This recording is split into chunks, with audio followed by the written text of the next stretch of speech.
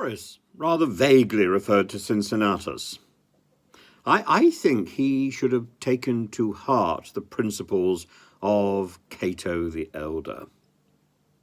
Not the younger fellow who squabbled with Julius Caesar, but the older man, long before that, Marcus Porcius Cato. He's the person who lived a very frugal life. I have no expensive buildings, no vases, no clothes, no costly slaves. If I have anything to use, I use it. If I do not, I do without. What one does not need, however much it costs too much.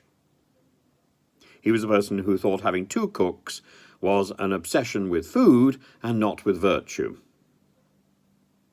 I wonder what he would make of Rishi Sunak and his swimming pool, of Zahawi and his tax affairs, or indeed of Matt Hancock's retention of £310,000 when he promised to be doing it all for charity.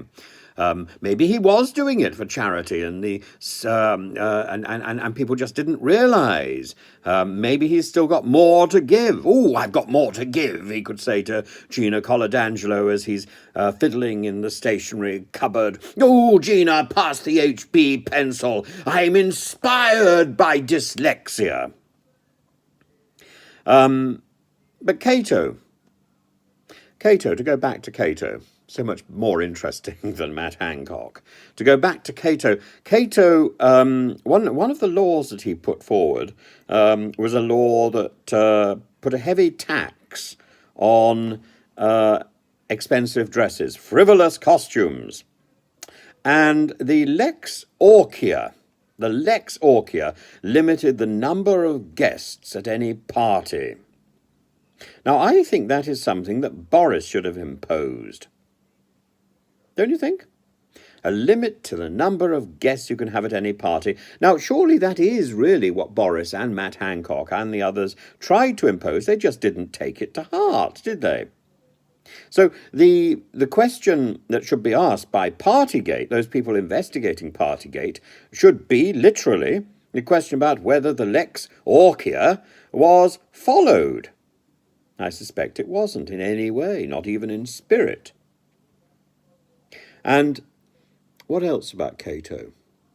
Yeah, Cato spent the rest of his life, most of his life, a little bit like Edward Heath, sitting on the back benches of the Senate, whinging against any form of innovation or modern development. No, put it back. Poor